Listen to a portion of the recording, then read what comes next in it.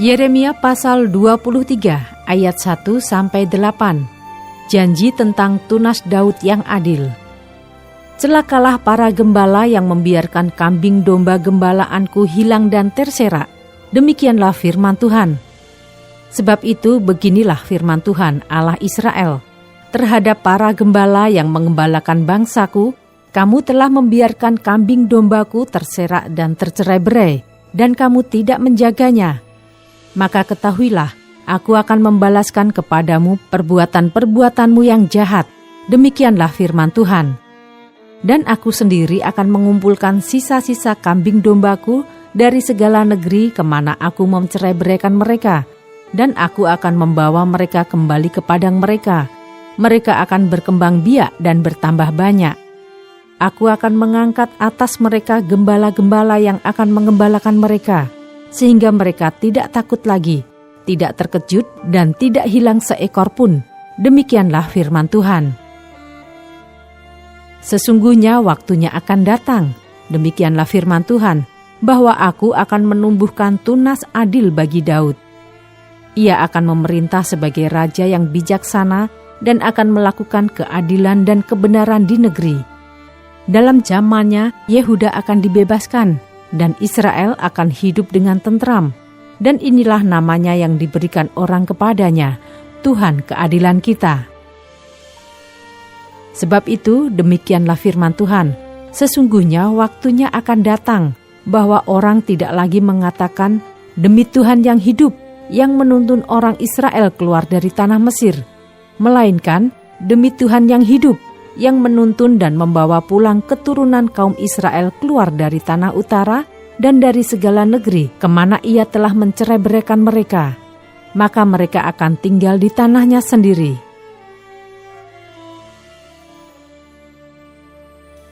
Ayat 9-40 menentang nabi-nabi palsu. Mengenai nabi-nabi, hatiku hancur dalam dadaku, segala tulangku goyah. Keadaanku seperti orang mabuk, seperti laki-laki yang terlalu banyak minum anggur.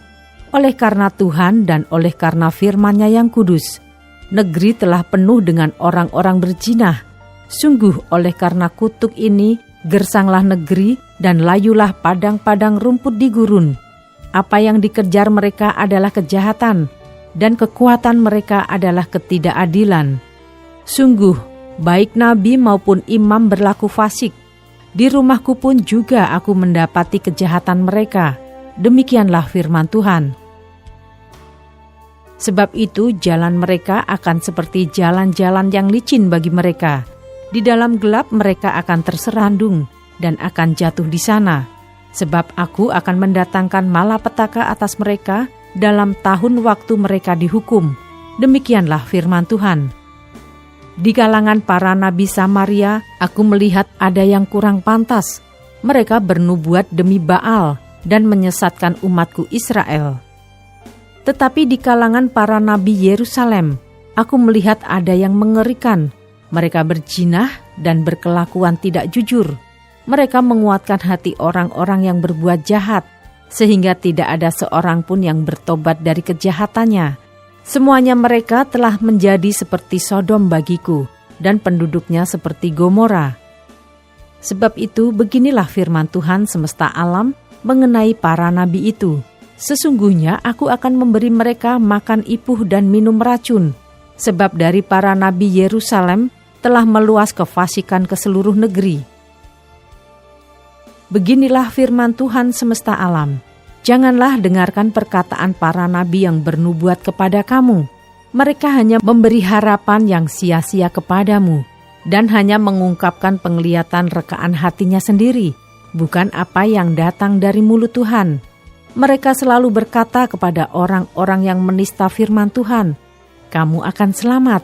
Dan kepada setiap orang yang mengikuti kedegilan hatinya, mereka berkata, malapetaka tidak akan menimpa kamu. Sebab siapakah yang hadir dalam Dewan Musyawarah Tuhan, sehingga ia memperhatikan dan mendengar firman-Nya? Siapakah yang memperhatikan firman-Nya dan mendengarnya? Lihatlah, angin badai Tuhan, yakni kehangatan murka, telah keluar menyambar, angin puting beliung dan turun menimpa kepala orang-orang fasik. Murka Tuhan tidak akan surut sampai Ia telah melaksanakan dan mewujudkan apa yang dirancangnya dalam hatinya. Pada hari-hari yang terakhir, kamu akan benar-benar mengerti hal itu. Aku tidak mengutus para nabi itu, namun mereka giat. Aku tidak berfirman kepada mereka, namun mereka bernubuat. Sekiranya mereka hadir dalam dewan musyawarahku, niscayalah mereka akan mengabarkan firman-Ku kepada umat-Ku, membawa mereka kembali dari tingkah langkahnya yang jahat dan dari perbuatan-perbuatannya yang jahat. Masakan aku ini hanya Allah yang dari dekat? Demikianlah firman Tuhan, dan bukan Allah yang dari jauh juga. Sekiranya ada seseorang menyembunyikan diri dalam tempat persembunyian, masakan aku tidak melihat dia? Demikianlah firman Tuhan. Tidakkah aku memenuhi langit dan bumi? Demikianlah firman Tuhan. Aku telah mendengar apa yang dikatakan oleh para nabi yang bernubuat palsu demi namaku dengan mengatakan, aku telah bermimpi, aku telah bermimpi.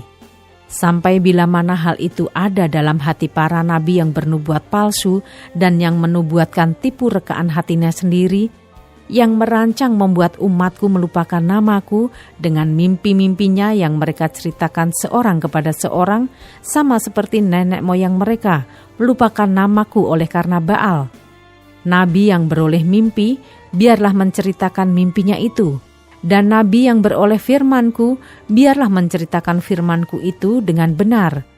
Apakah sangkut paut jerami dengan gandum? Demikianlah firman Tuhan. Bukankah firmanku seperti api? Demikianlah firman Tuhan, dan seperti palu yang menghancurkan bukit batu.